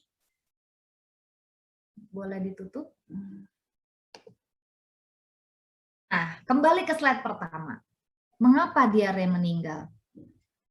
Oleh karena itu kita fokus untuk mencegah kesakitan dan kematian karena diare. Nah, kita sudah jelas ya, apakah kalau kita tidak minum, karena ibu-ibu kalau dikasih oral itu kayaknya melihat saya seperti, ini dokter nggak bisa nulis resep, apa ya, kok cuman oralit doang gitu. Kita sudah tahu penyebabnya dan kita sudah tahu cara mencegahnya. Kesimpulannya, diare muntah adalah gejala ya. Jadi ada penyakit yang mendasarinya dan pada anak dewasa akut diare akut, pada umumnya virus, sembuh sendiri. Fokus terapinya adalah mencegah dehidrasi. Dan jangan lupa ya, tidak perlu antibiotik. Mungkin demikian Dokter Endah, mohon maaf kalau ada yang salah-salah. Saya kembalikan kepada moderator. Baik, terima kasih Dr. Windy. Kita tadi sudah belajar sama-sama ya. Banyak sekali yang sudah dibagikan oleh Dr. Windy. Nah, saya ingin menampilkan sedikit slide saya yang mengambil intisari atau dari apa yang sudah disampaikan Dr. Windy ya. Baik, jadi mungkin kita, maaf sebentar, ini kayaknya saya ada, oke, sebentar, saya ulang ya. Oke, baik. Jadi mungkin kita harus ingat bahwa kapan seorang anak dikatakan diare ya. Kalau sudah sering banget diarenya sih kita udah gampang, oh ini anak lagi diare. Tapi kadang-kadang ibu-ibu tuh suka jadinya tidak paham bahwa kapan sih kita menilai atau menentukan seorang anak itu diare. Ada 2 kata kuncinya, yaitu perubahan konsistensi dan yang kedua perubahan frekuensi. Perubahan konsistensi ini adalah buang air besarnya menjadi cair dan volumenya menjadi meningkat. Ya, nah hati-hati pada nanti bayi yang masih ASI eksklusif, karena bayi ASI eksklusif itu banyak sekali yang masih cair. Ya, nah nanti kita akan lihat. Kemudian untuk perubahan frekuensi juga sama. Bayi terutama itu buang air besarnya bisa sangat bervariasi, apalagi tergantung asupannya. Bayi yang masih makan serat banyak itu seringkali buang air besarnya juga lebih sering dibanding bayi yang makan seratnya tidak terlalu banyak ya. Jadi kita ada patokannya bahwa bayi di bawah 2 tahun kapan disebut diare kalau volume tinjanya lebih dari 10 ml per kilo. Waduh, ini mesti ngitung gimana caranya ya. Nah, tapi sebetulnya gampangnya adalah kalau minimal 5 kali sehari misalnya. Jadi di bawah 5 kali itu masih normal buat bayi ya. Sementara untuk anak di atas 2 tahun, kalau berat tinja lebih dari 200 gram atau gampangnya adalah lebih dari 3 kali per hari. Tetapi harap diperhatikan bahwa pola BAB tiap orang itu berbeda ya. Jadi ini mungkin yang tadi saya sudah singgung bahwa bayi ASI itu bisa 5 sampai 6 tinja per hari dan ini masih normal. Jadi kalau kita lihat apalagi bayi baru lahir di bulan-bulan pertama itu seringkali masih cair, tapi kata kuncinya adalah bukan yang air semua. Jadi ada ampasnya, ada biji-biji cabai katanya kalau dibilang. Jadi itu kita harus tahu bahwa itu sebenarnya masih normal ya. Kemudian nah, tadi sudah disinggung panjang lebar oleh Dr. Windy, ya, tata laksana diare. Pada prinsipnya adalah kita bagi 3. Yang pertama adalah harus dimulai di rumah, cegah dehidrasi, ya. Kemudian jangan lupa amati tanda dehidrasi. Nah, kadang-kadang anak gastroenteritis atau diare karena virus itu sering atau karena infeksi itu seringkali ada demam. Jadi silakan boleh diberikan antipiretik jika anak demam. Nah, kalau sudah terjadi tanda dehidrasi, ya, tentu tadi slide-nya Dr. Windy menyebutkan bahwa kita harus membawa anak ke rumah sakit atau ke klinik ya. Nah, apa yang akan dilakukan? Harusnya yang akan dilakukan adalah bukan langsung rawat. Nah, jadi sesuai dengan tadi kalau Dr. Windy sampaikan adalah plan B ya, kalau anak ada dehidrasi tapi bukan dehidrasi berat ya. Jadi biasanya yang akan diminta adalah rehidrasi. Ini tadi sudah disampaikan adalah selama 4 jam. Dulu itu ada istilah pojok upaya rehidrasi oral atau URO. Tapi saya nggak tahu, sekarang itu rata-rata di IGD nggak ada nih seperti ini ya. Nah, jadi apa yang akan dilakukan?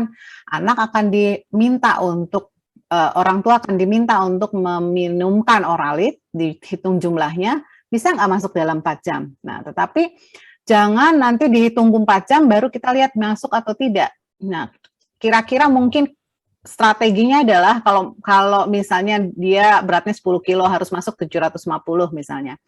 Itu jangan tunggu ngitungnya 750 4 jam. Sejam pertama aja misalnya. Jadi 1 jam, jadi 1/4-nya itu udah bisa masuk nggak di 1 jam pertama ini? Gitu kira-kira. Nah, seringkali anak misalnya karena tidak bisa minum atau muntah-muntah, kita bisa pasang strategi adalah dengan menggunakan selang nasogastric tube. Jangan khawatir dengan pemasangan NGT. NGT ini kayak menjadi apa ya? Menjadi kok kayaknya berat ya anak dikasih NGT. Tidak, sebaliknya anak yang berat yang diinfus ya. NGT ini sebenarnya tidak melukai anak, masangnya lewat hidung, masuk ke saluran cerna, ke lambung. Jadi sangat aman ya kalau dipasang oleh tenaga kesehatan ya.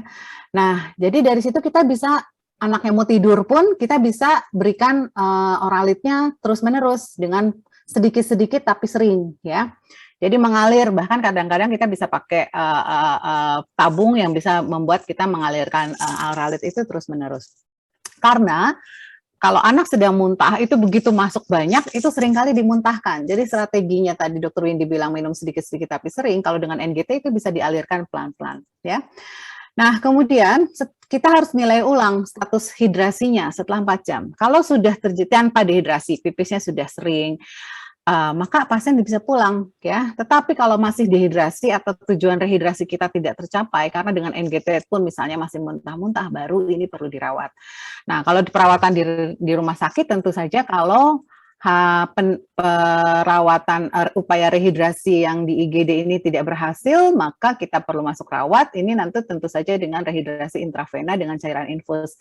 Dan jika diperlukan, bisa ada pemeriksaan darah untuk menilai elektrolit asam basa, misalnya tadi yang seperti Dr. Windy sudah sampaikan untuk menilai gangguan keseimbangan asam basa.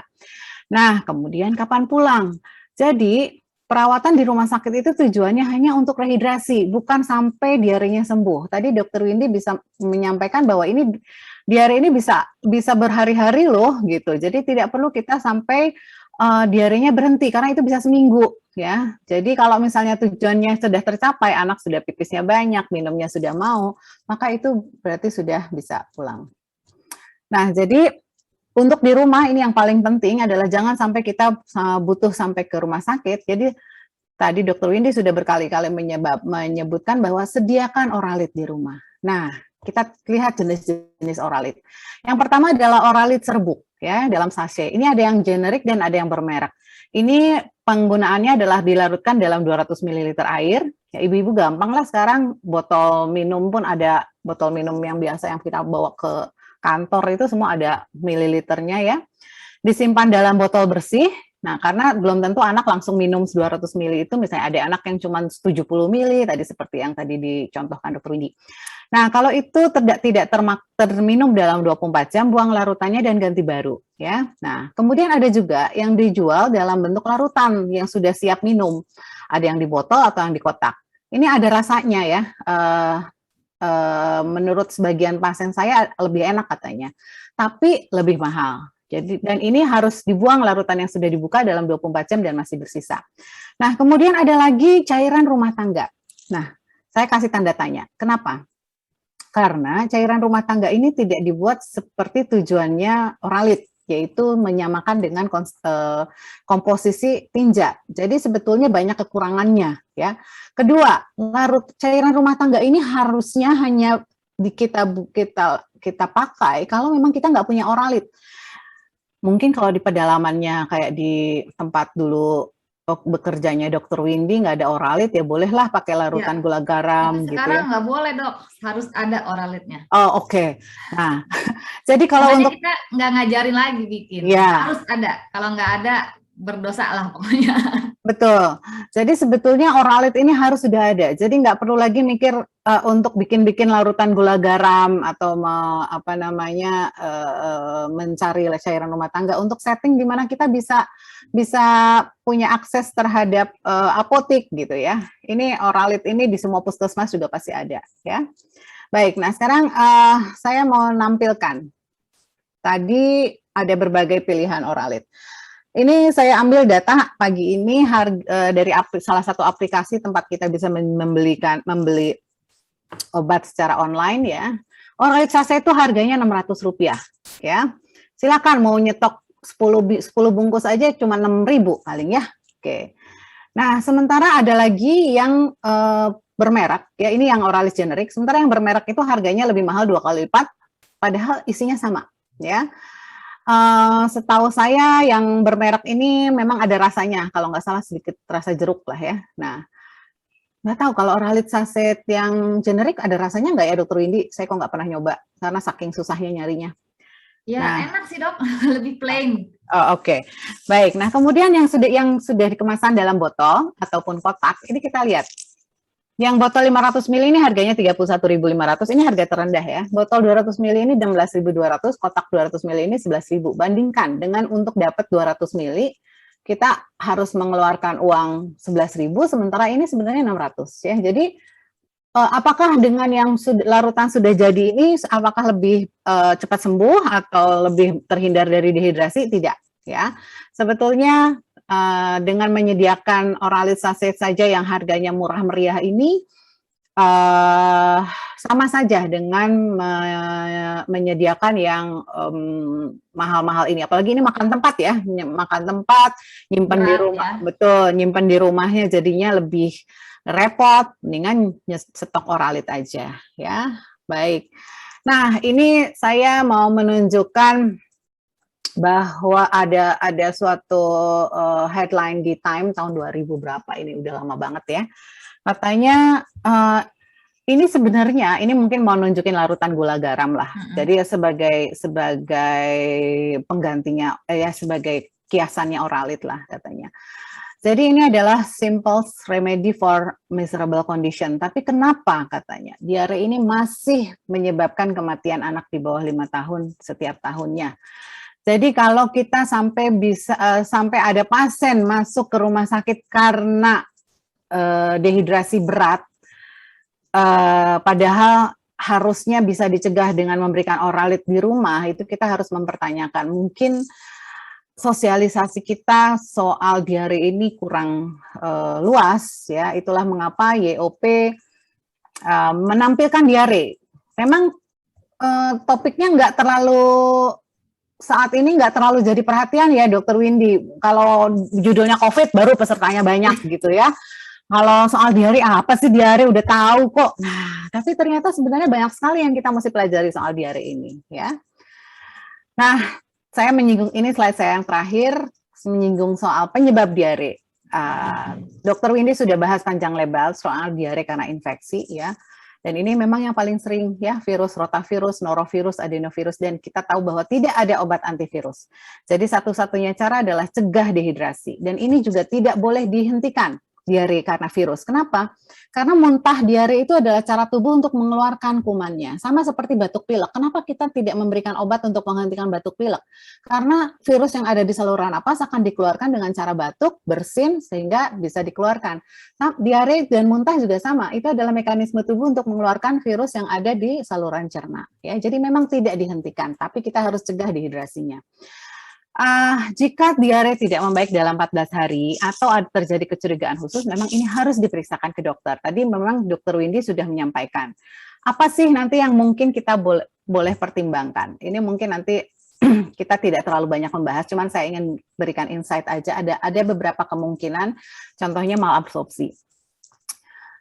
Kalau anak dengan dehidrasi berat, itu seringkali terjadi kerusakan saluran cerna, dan di saluran cerna itu ada enzim yang bisa mencerna berbagai karbohidrat ya. Jadi ada anak kalau sehabis diare berat itu masih terjadi diare setiap dia mengkonsumsi karbohidrat itu. Contohnya kalau minum susu kemudian terjadi intoleransi. Ini sangat jarang kasusnya, ya. Tetapi susunya banyak banget. Tadi Dokter Windy sudah banyak menyebut-nyebut soal susu tersebut, ya. Nah, jadi kasusnya syaratnya adalah hanya diberikan pada anak yang diarenya dehidrasi berat. Jadi kalau anak ibu bapak semua bukan diare dehidrasi berat, sebenarnya tidak butuh susu-susu khusus ini, ya. Kemudian ada istilah toddler's diarrhea. Toddler's diarrhea ini banyak pada anak-anak toddler tuh batita, ya. Dia kok buang air besarnya agak lebih sering gitu. Itu ada yang berkaitan dengan kebiasaan mengkonsumsi jus buah yang banyak. Jus buah itu kan gula plus karbohidratnya banyak, jadi bisa menyebabkan buang air besarnya lebih sering, ya. Tetapi ini tidak berbahaya, ditandai dengan buang air besarnya pertumbuhannya baik. Kemudian ada lagi gangguan enzim bawaan. Ini pasti terjadinya sejak kecil, sejak lahir, sejak bayi, ya. Dan ini kasus yang sangat jarang. Nah, lalu yang kedua adalah alergi makanan. Saya ingin sedikit menyinggung di sini, karena banyak sekali anak diare langsung dibilang alergi, ya. Sebenarnya kapan kita mesti memikirkan alergi pada kondisi diare? Yang jelas bukan diare akut, ya, atau boleh diare akut kalau memang jelas dia itu paparan antara makanan, itu langsung sesudahnya timbul muntah atau diare dengan makanan yang sama. Jadi misalnya hari ini dia minum susu, let's say anaknya alergi terhadap susu sapi, dia minum susu, langsung muntah dan diare. Dan ini biasanya alergi di saluran cerna ini hanya terjadi pada bayi, bukan anak besar. Nah, jadi bayi yang baru diberi formula, misalnya karena ibunya tidak punya ASI, kemudian diberi formula, langsung anaknya muntah atau diare pada saat itu. Kemudian kita stop, langsung diarenya berhenti. Tapi begitu kita mencoba kembali susunya, kemudian langsung muntah atau diare lagi, boleh kita mencurigai dia memang alergi terhadap makanan tersebut, ya. Dan makanan yang paling sering adalah susu sapi, kedelai, dan telur. Jadi ini adalah hal-hal yang mungkin bisa dipikirkan, tetapi ini tidak boleh disimpulkan sendiri. Ini harus diperiksakan ke dokter, dan dokter yang nanti akan memeriksa menganalisis kemungkinan-kemungkinan ini. Jadi jangan sampai anak dari rumah aja sudah banyak dipantang ini itu, ya. Padahal kita tahu diare sendiri akan bisa menyebabkan malnutrisi karena asupannya yang terganggu. Baik, terima kasih. Sekian materi dari saya. Mungkin saya kembalikan dulu ke host, ya. Baik, silakan Bapak Ibu, ke sesi tanya jawab akan kita mulai. Silakan ketik pertanyaan dan post di kolom chat, ya. Baik, ini sudah ada yang masuk. Sambil menunggu yang lain, saya mulai memulai, ya, Dr. Windy. Dari Umum Muhammad, ya, kalau orang dewasa berat badan 45 kg sedang diare, berarti butuh oralit 10 ml kali 45 atau 450 ml tiap setelah BAB. Banyak, betul, ya? Begitu ya, Dok? Ya. Artinya dalam sekali buat oralit bisa lebih dari 2 bungkus. Silakan, Dr. Widi. Sebenarnya dosis obat, baik pada diare ataupun yang lain, dewasa itu biasanya standar, ya, dosis obat standar, karena kita dianggap memiliki berat badan ideal yang plus minus tidak berbeda. Jadi kita menggunakan 1 sampai 2 gelas menggunakan tabel.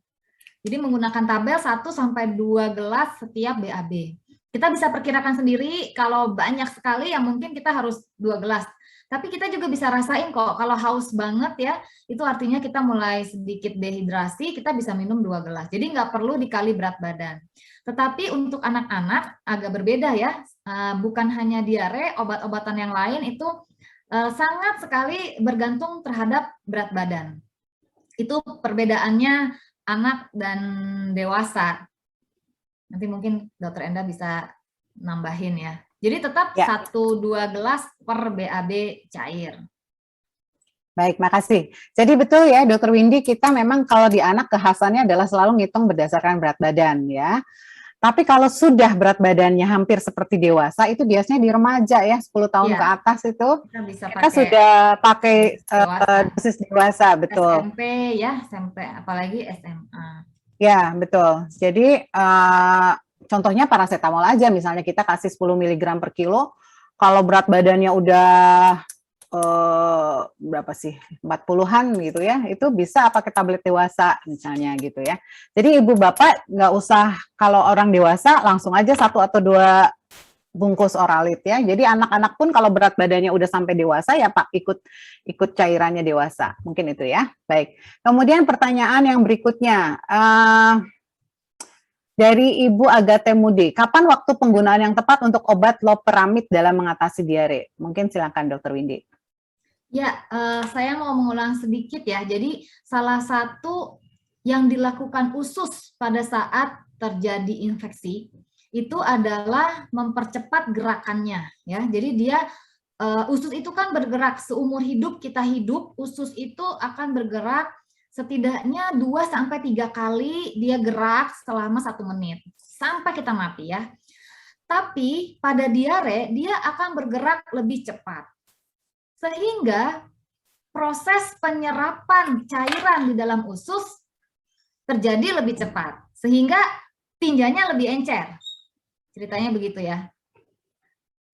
Apa yang dirasakan adalah mules. Yang kedua, BAB-nya lebih cair. Sebenarnya usus ini mengalami kepanikan ya. Waduh, ada infeksi gitu. Ayo kita keluarin infeksinya dari saluran cerna. Lalu dia bergerak dengan lebih cepat. Kita rasanya mules, lalu buang air besar dan encer. Karena ketika dia bergerak lebih cepat, proses penyerapan cairan tidak terjadi atau sedikit. Loperamid membuat ususnya lumpuh. Jadi dia menghentikan gerakan itu. Kesannya seperti mulesnya hilang ya. Kemudian BAB-nya juga jadi tidak ada rangsangan BAB. Tapi kalau kita melihat tujuan usus tadi melakukan gerakan yang lebih cepat itu, maka kita akan kehilangan manfaat dari diare. Karena tadi Dokter Enda bilang kalau pada infeksi saluran cerna, diare dan muntah adalah daya tahan tubuh kita. Nah, dengan demikian mungkin Ibu Agatha bisa menjawab kapan ya loperamid dibutuhkan. Nah, sepertinya belum ada tempatnya ya. Itulah kenapa guideline WHO tidak menyebutkan obat-obatan tersebut. Mungkin kita jawab beberapa pertanyaan, lalu nanti Dokter Enda bisa menambahkan ya dok. Oke, mungkin sebentar saya ingin mengomentari sedikit ya. Muntah diare itu kan betul cara tubuh kita untuk mengeluarkan kuman. Cuman ada muntah diare yang sebetulnya tidak untuk mengeluarkan kuman ya Dokter Windy. Contohnya ya obat kemoterapi. Obat kemoterapi itu kan ada yang efek sampingnya betul, untuk akan terjadi muntah. Itulah mengapa memang pada kemoterapi itu diperbolehkan untuk diberikan obat muntah ya. Jadi kalau ibu bapak berpikir kenapa sih obat muntah itu dijual? Ya kok kalau nggak ada gunanya kenapa dijual gitu? Tapi memang ada gunanya, tetapi bukan untuk infeksi. Jadi gunanya adalah untuk kasus-kasus muntah diare yang tidak yang bukan karena infeksi, ya, tapi karena infeksi ya. Mungkin itu kira-kira ya. Baik, kalau gitu saya bacakan beberapa pertanyaan ya, nanti kita jawab langsung ya, Dokter Windy. Saya pilih-pilih dulu sebentar. Oke, ini Ibu Salis, Dokter Windy, kalau bayi di bawah 6 bulan masih, ini pasti masih bayi ASI eksklusif ya. Apakah tetap diberikan Oralit atau cukup ASI saja ya? Terus kayaknya itu dulu kali ya, Dokter Windy, silakan. Ibu Salis ya. Salis ya. Kembali kepada cerita diare akut tadi ya. Kita kan bicaranya diare akut yang karena virus nih dalam topik ini. Kalau dia diare artinya ada yang hilang, baik itu cairan, elektrolit, dan asam basa gitu ya. Itu digantikannya dengan Oralit. Oralit komposisinya tidak sama dengan ASI. Sebagai cairan dan nutrisi ASI bagus, tapi tetap diberikan Oralit. Jadi jangan bilang anak gue ASI terus gue nggak perlu kasih Oralit, jangan. Kalau dia tergolong diare akut, dia harus tetap diberikan Oralit. Oke. Ada lagi? Mungkin sudah cukup jelas ya Ibu Salis ya. Jadi kalau untuk asupan normal tidak ada yang keluar, mungkin ASI pasti cukup. Tetapi kalau sudah ada tambahan yang keluar, apalagi diare, itu harus juga ditambahkan Oralit selain meneruskan ASI. Ya. Kemudian pertanyaan berikut dari Ibu Mora, apakah diare persisten bisa mengakibatkan luka pada usus? apakah masih berlaku rumus Bretty untuk pola makan selama diare, Dok? Mungkin bisa dijawab, Dr. Windy. Ya, diare persisten adalah diare yang berlangsung lebih dari 14 hari. Kebetulan topiknya bukan itu hari ini ya. Jadi tidak bisa saya jawab mengakibatkan luka atau tidak, karena diare persisten bukan diagnosis. Itu adalah gejala yang, maksudnya terminologi yang menunjukkan lama diare.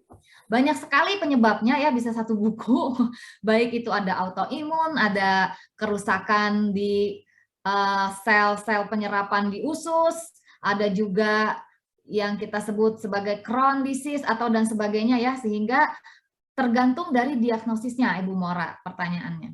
Berarti itu lama sekali dulu ya, waktu saya mungkin masih kuliah, saya masih sering dengar tuh, berarti. Bukan pakai H ya, sebenarnya B itu banana, karena dianggap kaliumnya tinggi. Oralit udah ada. Kemudian apple dianggap ada pektin, katanya EE-nya bisa lebih padat gitu ya. Tapi ternyata nggak berguna juga, dia akan memadat kalau infeksi virusnya sudah selesai.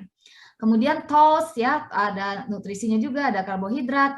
Oralit juga ada, dia mengandung glukosa yang bisa menarik air lebih cepat ke dalam pembuluh darah. Kemudian yogurt ya, dianggap adanya probiotik. Tapi kita sudah lihat penelitian-penelitian probiotik menunjukkan pada diare akut tidak berbeda bermakna diberikan atau tidak diberikan.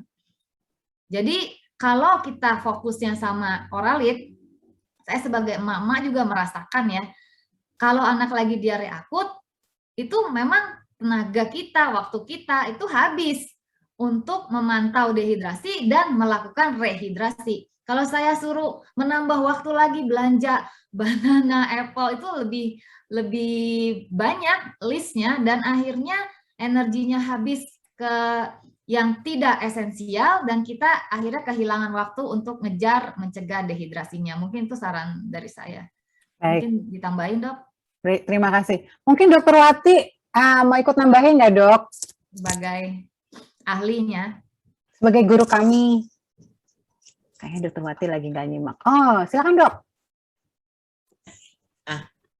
Udah bagus, udah lengkap kok. Saya cuma ingin menambahkan aja, diare itu bukan masalah bayi saja ya, orang dewasa juga. Nah, kalau orang dewasa ini justru seringnya terekspos pada obat-obatan nih, Dokter Endah.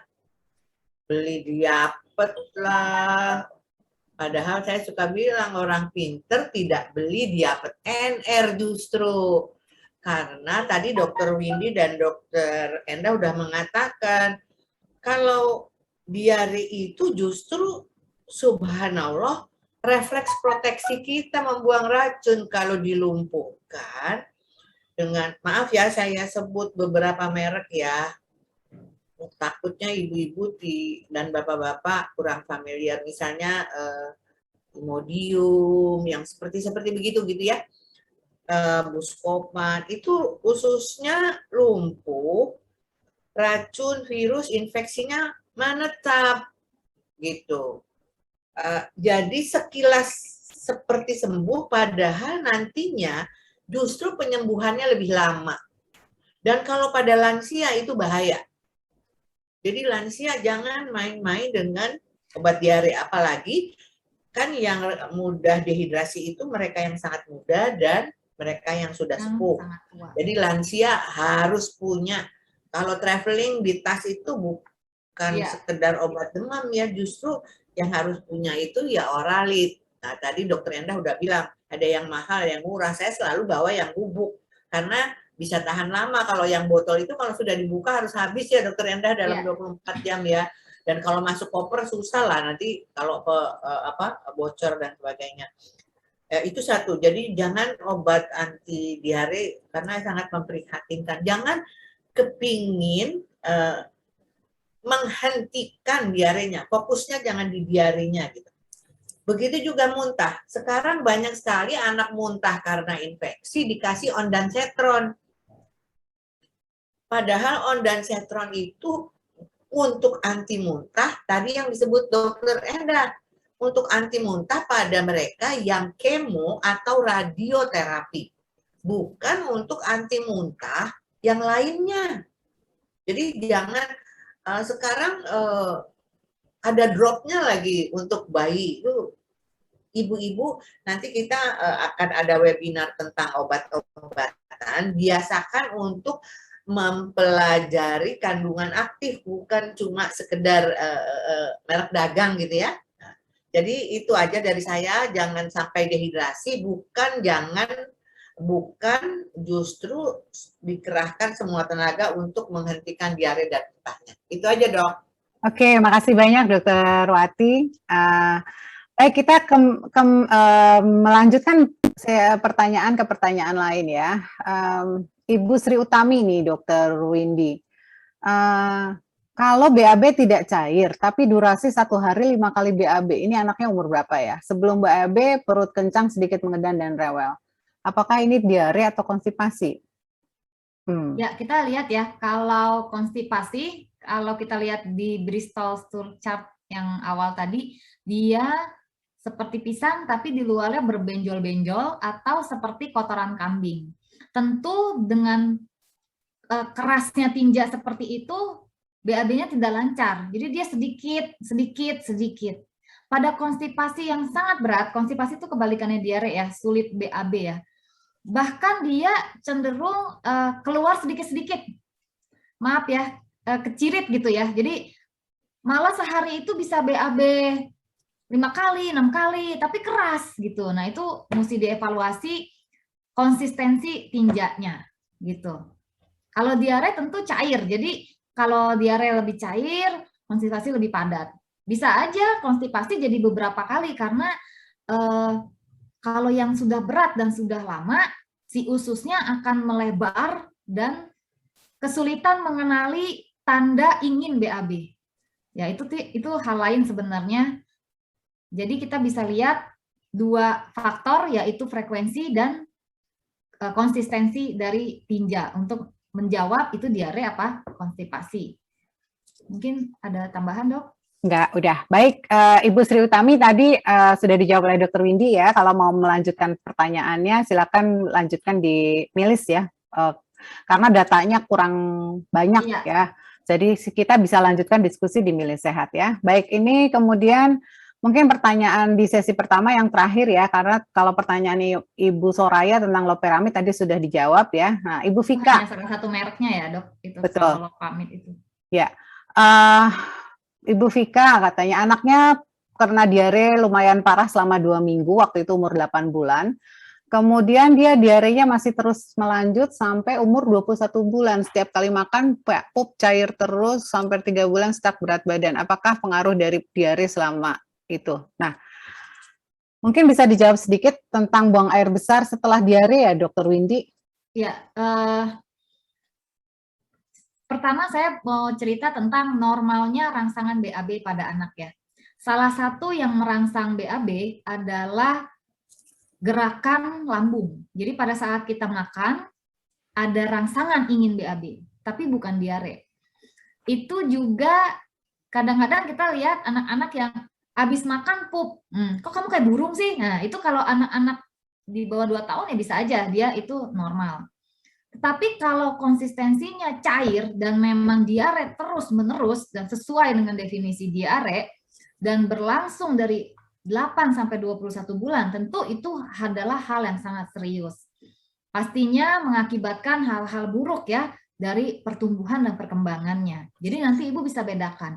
Anak saya ini yang memang rangsangan normal. Nah, kita kan bisa menggunakan rangsangan ingin BAB itu pada toilet training. Jadi anak-anak setelah makan 5 menit kita bawa ke poti gitu. Karena memang secara normal ada rangsangan ingin BAB saat kita makan atau saat setelah makan. Bisa jadi diare yang berulang dan lama pada anaknya Ibu Vika itu seperti ayam dan telur dengan gizi. Anak-anak yang gizinya sangat buruk, dia juga mengalami diare karena ususnya sangat sulit menyerap makanan. Ya, jadi kita bilang bahasa awamnya tuh ususnya botak ya, jadi agak sulit menyerap makanan sehingga menyebabkan diare. Sedangkan anak-anak yang mengalami diare persisten, diare terus-menerus atau infeksi bolak-balik yang tidak tertangani dengan baik akan menyebabkan gizi buruk dan akhirnya lingkarannya berputar. Ibu Vika tidak bisa saya jawab spesifik ya, harus detail bagaimana dengan kurvanya, bagaimana dengan asupannya dan sebagainya. Tapi setidaknya ada gambaran apa yang harus saya evaluasi untuk anak saya dengan 2 kata kunci itu, diare bolak-balik dan gizinya tidak baik. Mungkin Baik. Dokter Endah bisa nambahkan. Ya, betul. Jadi kalau diarenya menjadi berlanjut, ada gangguan pada berat badan, itu perlu dilakukan pemeriksaan yang lebih seksama ya, apa penyebabnya, apakah ada underlying ya, atau memang masalah gizi ya. Jadi mungkin kalau memang sekarang masih berlanjut bisa diskusi di Mili Sehat dan kemudian nanti bisa diperiksakan ke dokter ya. Baik, kita masuk ke, saya ingin komentari sedikit ya pertanyaannya Ibu Soraya. Saya jadi ingat, saya pernah kena diare, cukup heboh ya, semalaman sampai belasan kali. Cuman minum Oralit terus-menerus ya, jadi memang dewasa itu bisa banget kena diare ya, dan tetap tidak perlu untuk memberikan obat-obatan ya, cukup Oralit dan sembuh sendiri. Nah, jadi kata kuncinya adalah cegah jangan sampai dehidrasi. Dan untungnya diare dewasa itu sebenarnya lebih jarang untuk mengalami dehidrasi ya. Jadi saya waktu itu bisa sampai 20 kali semalaman tuh Dokter Windy bolak-balik ke toilet, tapi berat badan nggak turun, Dok. Padahal saya pikir bakal turun gitu ya. Tapi Rehidrasi ya, Dok. nah, tapi kalau anak kecil, bayi, hati-hati, risiko dehidrasinya tinggi ya. Baik, kita masuk ke pertanyaan berikut dari Pak Dani, ya, Bapak atau Ibu Dani mungkin ya. Apakah diare pada anak 6 bulan bisa disebabkan oleh infeksi sekunder? Anak demam tinggi dan sedang dirawat. Apakah diresepkan obat probiotik dapat mengatasinya? Mungkin silakan dikomentari, Dr. Windy. Ya, datanya sedikit ya Pak. Jadi kita harus mengevaluasi 1, diagnosis medis yang menyebabkan dirawat, 2, indikasi rawat. Yang pertama, apakah diagnosis medisnya? Jangan-jangan satu paket ya. Jadi diare akut dengan demam tinggi kan boleh, diare akut dengan demam. Nah, salah satu ciri dehidrasi juga suhu ya naik. Cuman saya tidak paparkan karena ini kan relatif. Jangan sampai nanti suhunya masih normal dianggap tidak dehidrasi ya, sehingga saya tidak paparkan di sini. Tapi kita di medis kalau ada suhunya naik, kita harus mikirin dehidrasi sehingga kita memberikan cairan lebih banyak. Jadi kenapa demamnya? Nah, diagnosis medisnya apa? Yang kedua, kenapa dirawat inap? Hampir jarang sekali anak-anak membutuhkan rawat inap ya. Common problem pada anak itu biasanya bisa dikerjakan di rumah. Nah, infeksi sekunder itu kalau dalam kedokteran adalah kuman lain. Misalnya saya terjangkit COVID ya, orang lain deh gitu. Terjangkit COVID, kemudian terjangkit juga pneumonia. Nah, pneumonianya itu kita bilang sekunder. Apakah perlu probiotik? Berdasarkan diagnosis medis yang kita punya. Diagnosis medisnya apa, lalu bisa membaca di guideline-nya. Misalnya ternyata diagnosis medisnya COVID-19, misalnya ya, ada diarenya, ada demam tingginya, ada batuk pileknya. Nah, kita lihat guideline-nya COVID ya, akan dibahas sama Dr. Felix di next webinar, tapi tidak ada probiotik di situ, itu contohnya. Atau diagnosisnya adalah diare akut, seperti yang kita bicarakan pagi hari ini. Juga tidak ada treatment probiotiknya. Itu kita harus melihat diagnosis medis untuk menentukan apakah terapi pada saya atau anak saya sudah tepat atau belum.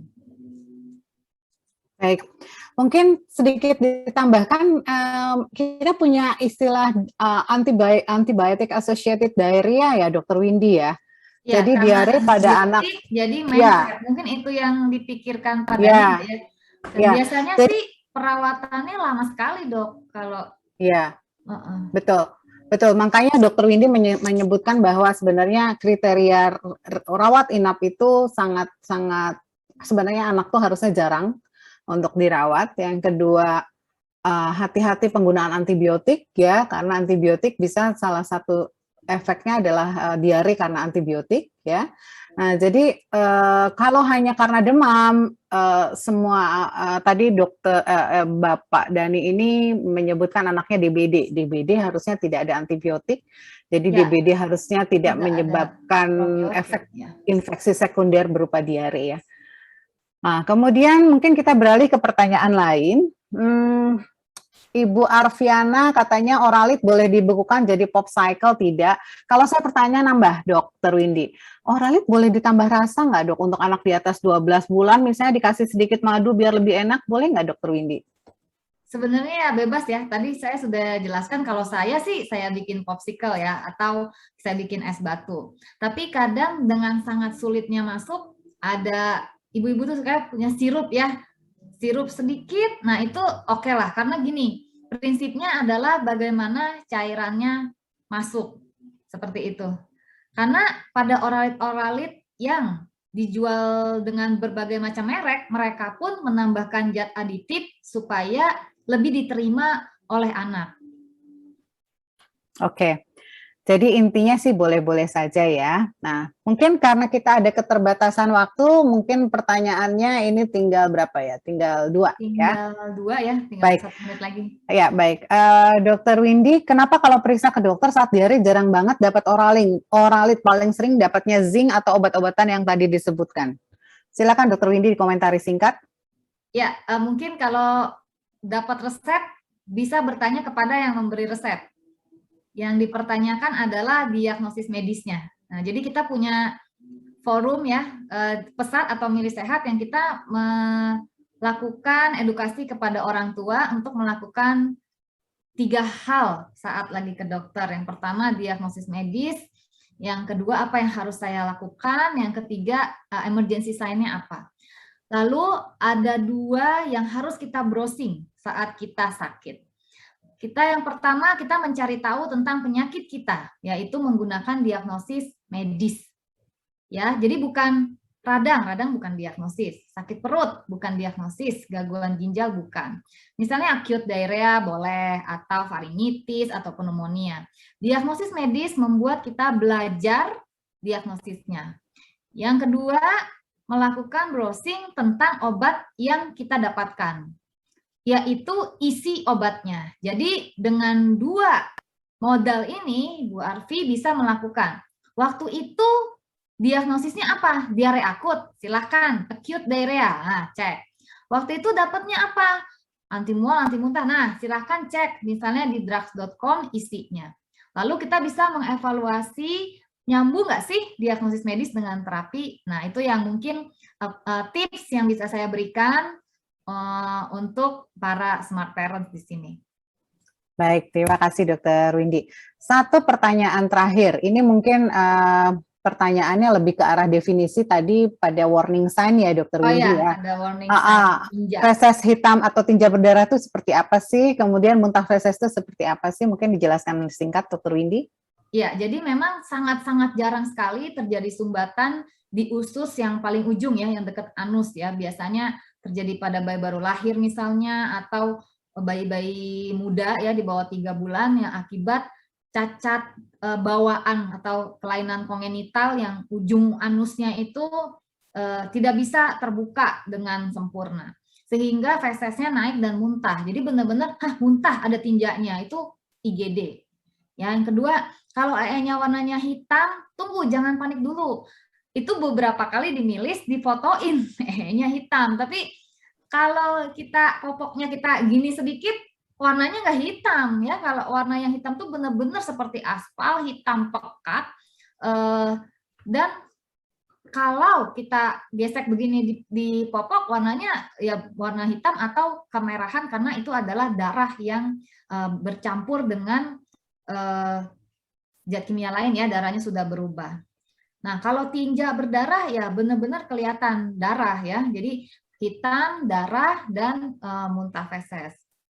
Mungkin itu definisinya ya. Satu lagi kalau muntah hijau kali ya Dokter Windy? Ya, tadi sudah, belum ini ya. Muntah hijau itu benar-benar hijau pekat ya. Hijau pekatnya kehitaman. Karena itu adalah dari saluran empedu dan itu tanda bahaya. Ya. Kalau muntah kuning, Muntah karena saluran cerna kita kan isinya asam lambung warnanya kuning. Jadi ya ya, normal ya. ini normal ya.